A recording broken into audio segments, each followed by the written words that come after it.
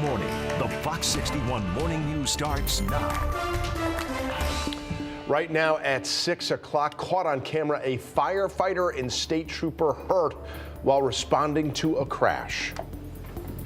A closer look at the efforts from Connecticut to help people devastated by the earthquakes in Turkey and Syria as the death toll from the disaster rises.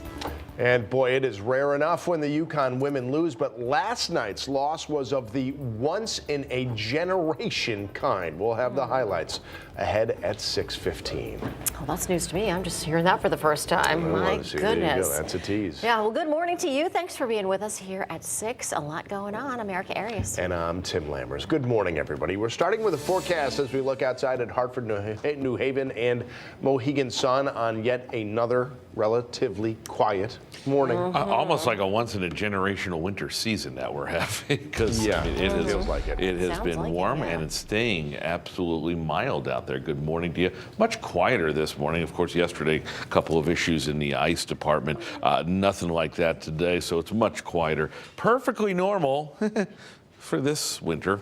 Temperatures getting up and staying up and actually getting higher into the evening hours as we make a run at some record highs in the 7-day. We'll talk about that coming up. 26 in Hartford, Meriden, 30 degrees in Bridgeport. We have 29 in New Haven and Groton right now. So temperatures mild. The winds are fairly calm out there, but we're not getting any reports of any fog. The low level moisture that was certainly there yesterday is not. So the wind chills pretty much what you see is what you get on the thermometer. Cloud and radar picture. Got some clouds. We're going to continue to thicken them up, he tried to say. It is overall a cloudy day, and as we get later on, we're going to see some rain showers again. You see a little wintry mix for northeastern Pennsylvania, all the way up over approaching Toronto. I mean, it's all the way that far north. That stays to the north of us, and obviously they're having it because the temperatures are a little colder this morning, obviously. 27 and partly cloudy now. For the high schoolers, 45 and very cloudy later on. We'll talk about this rain, talk about what it means for the numbers over the next few days. You're going to want to hear that coming up. Let's get a check on the traffic right now, and I'm hoping it's quieter for you too on that end of the studio. You were rocking and rolling yesterday. Yeah, yesterday was a very busy day. We had a lot of slick spots out on the roadways. Luckily today, Matt, with those warmer temperatures, that is not going to be the case this morning, which is some great news for the morning commute. Not much to get to. No incidents, no crashes or accidents to report. We do have some areas of construction in and around Fairfield County, New Canaan, even in New Haven on Route 15. The eastbound side of I-84, traffic moving at about 10 miles an hour right now. There's no construction or anything out there. It'll just take you a little extra time to get into the capital city via I-84 eastbound. Now, Waterbury, things are looking smooth. I-84 eastbound taking a live drive through that towards the Meriden area. We did have some construction over in Meriden that has since cleared. And in Fairfield County, we're seeing those delays start to ramp up in the Bridgeport to Fairfield area. It'll take you about 6 minutes to get down 95 southbound. We'll check in again on the roads coming up in the next half hour. Tim and Eric, I'll send things back over to you. Lauren, thanks.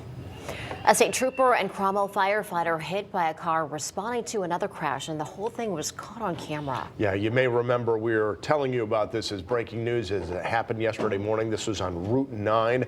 Fox 61's Brooke Griffin is live in Hartford with the message state police have for drivers in the wake of that crash. Brooke, good morning. Good morning to you both. State police say on cold mornings like this one today, you never know when you may end up hitting a slick spot, and that's why they're asking everybody to just really take the time to slow down. Now, this is all in response to a state trooper and a Cromwell firefighter getting hit yesterday while working a scene, and one of them is lucky to be alive today. Now, this is the dash cam video here on your screen from Route 9 yesterday. That was that accident. Now, we aren't going to show you the moment of impact due to it being too violent, but at the start of the video, you can see the Cromwell firefighters and a state trooper working to clean up the crash while cars are slowly passing by in the left lane. Now, just seconds later, a car crashes through the scene backwards at a high rate of speed, hitting a firefighter and a state trooper, sending them flying several feet, and then the car spins off into the woods. Firefighter John Bicking has serious injuries, and Trooper William Atkins has minor injuries, but they both are expected to recover. Now, the other first responders on scene jumped into action to help everybody involved as quick as they could. And the Cromwell Fire Department posted on their Facebook saying, quote, "Our firefighter is a bit broken and banged up, but he is in good spirits. As he begins his long road to recovery, we are fortunate that he is still with us." Now, state police say again they want to remind everybody that it is the law to move over to that left lane whenever you are passing a scene. They say they also want to make sure that you're just taking it slow again if it is cold and icy out, because you never know when you may hit that one little slick spot and end up causing an accident. Live in Hartford, Brooke Griffin, Fox 61 News. All right, Brooke, thank you. Now to an update from Turkey and Syria after those earthquakes. This morning, we know more than 17,000 people have died in those earthquakes that devastated both countries. And the rescue work is far from done. Crews still trying to find victims who might be alive, trapped under collapsed buildings. And there are thousands of those rubble piles to search. On top of that, rescuers and any remaining survivors are dealing with freezing cold. But despite that, there have been some stories of survival. Rescue crews were able to save a man and his daughter who were trapped for 74 hours.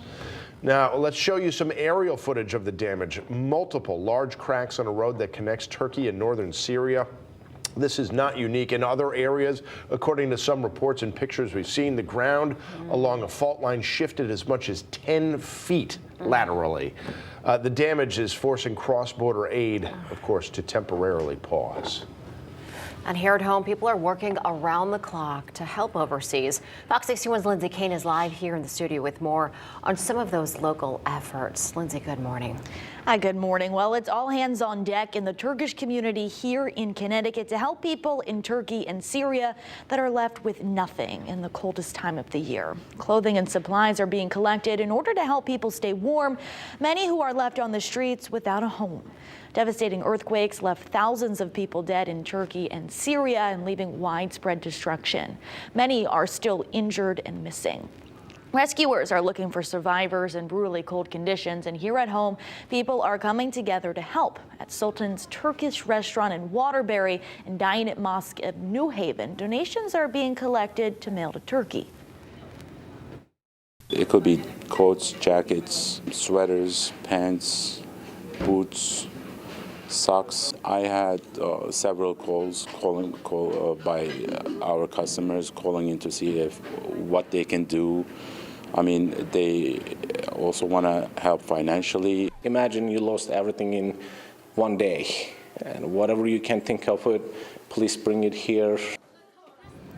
Some of the volunteers have family and distant family in Turkey. Others are pitching in because they say it's just the right thing to do. Now, their hard work is paying off. Several shipments have already been mailed through the Turkish consulate of Boston. A flight has been going out almost daily full of donated items and supplies.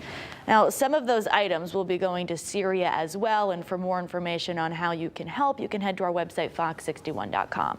Now, coming up in the next hour, we hear more about some of the scams going around right now, faking help for Turkey and Syria, and how you can make sure you're not falling victim so your donations end up in the right hands.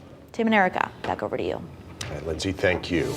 Well, the governor's budget proposal is in the hands of the state legislature this morning for its consideration. It is a two-year, $50.5 billion budget. As of now, it calls for nearly $500 million in tax cuts, including some of the largest income tax reductions in state history. It also includes more credits for small business owners and would erase $2 billion of Connecticut taxpayers' medical debt. The budget would also fund an extra $135 million for public schools and $10 million in grants to address the state's teacher shortage. More taxpayers, a growing economy, coupled with our shared fiscal discipline, has resulted in 4 balanced budgets, soon to be 5. And there is at least some degree of bipartisan optimism about that budget. You know, years ago we were looking at what we didn't want to cut. Now we're in a position of where can we make good investments for the future. There's some work here to be done to really help Connecticut families that are struggling now. But overall, I think we're going in the right direction. Now, UConn's president, Dr. Radenka Maric, says the appropriations that were proposed for UConn and UConn Health fall short of how much funding those two institutions actually need in 2024. She said they're going to be short by nearly $160 million for that fiscal year and short nearly $200 million for 2025. She said with the current proposal, UConn would be forced to raise student tuitions by 19%, which would work out to an average of about $3,000 more per student next year alone. For more information and specifics on this budget proposal, we've got a link to it on our website, fox61.com.